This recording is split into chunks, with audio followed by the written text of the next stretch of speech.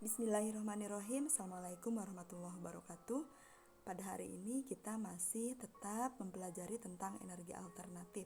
Walaupun kita sudah mempelajari beberapa kali tentang energi alternatif, tapi kita masih terus membahas tentang energi alternatif ini. Nah, mungkin di antara kalian ada yang bertanya, masih ada yang bertanya-tanya, bagaimana jika energi yang kita gunakan ini sudah habis?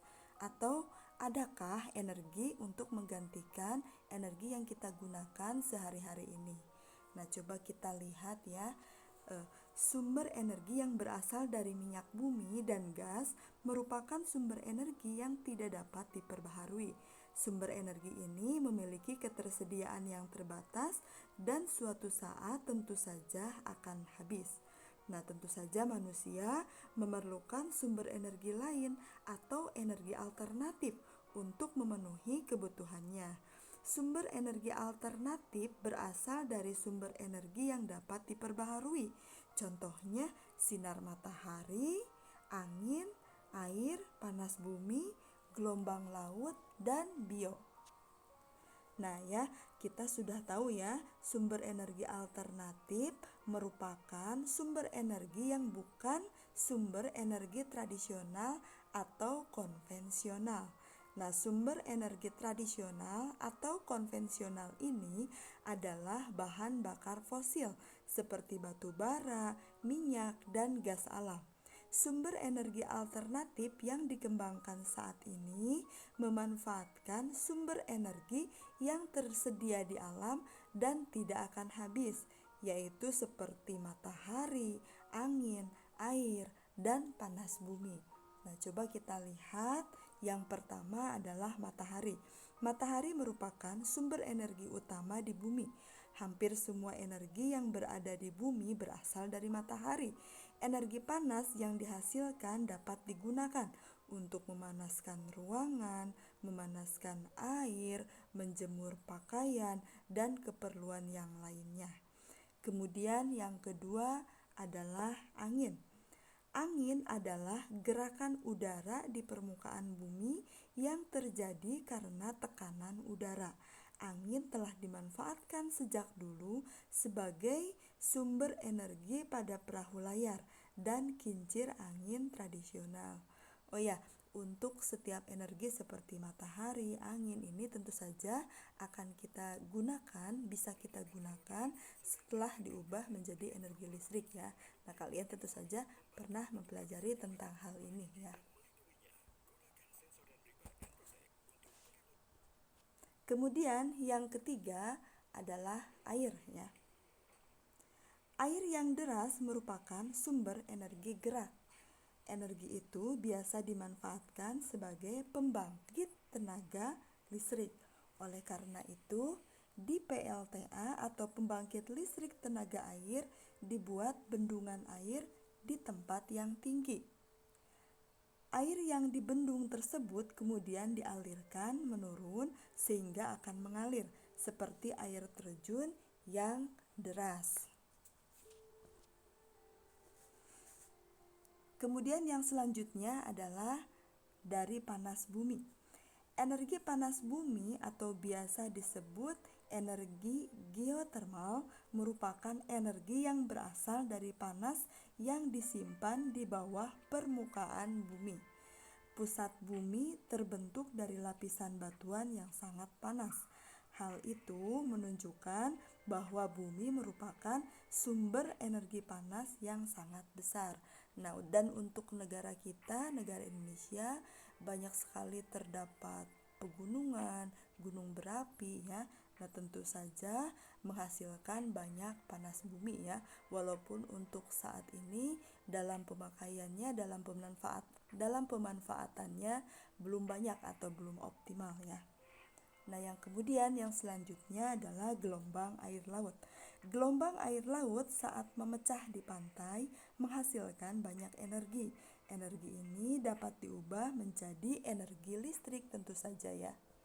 Yang selanjutnya adalah bahan bakar bio. Bahan bakar bio merupakan bahan bakar yang berasal dari makhluk hidup, baik hewan maupun tumbuhan.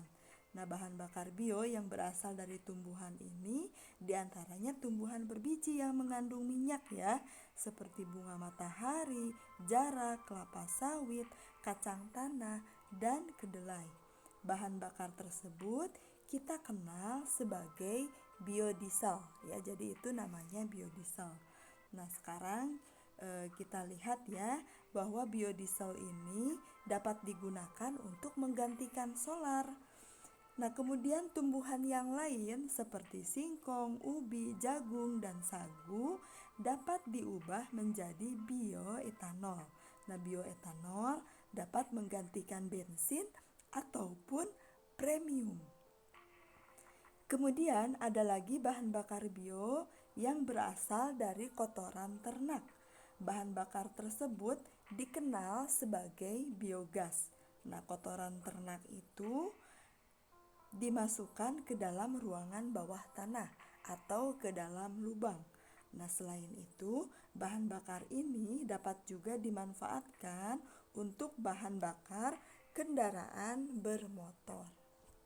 Nah, sekarang kita lihat di sini ada peta pikiran dari macam-macam energi alternatif. Nah, kenapa Bu Tia perlihatkan pada kalian peta pikiran seperti ini ya. Nah, maksudnya bila kalian ingin mempermudah untuk menghafal atau untuk lebih mengingat untuk menghafal energi alternatif, sumber energi alternatif, nah kalian bisa menulis di buku kalian dengan bentuk diagram seperti ini ya. Ini tujuannya untuk mempermudah kalian menghafalnya. Nah, sekarang kita lihat ya, ada tanaman jarak di sini ya. Ini yang juga merupakan sebagai sumber energi alternatif.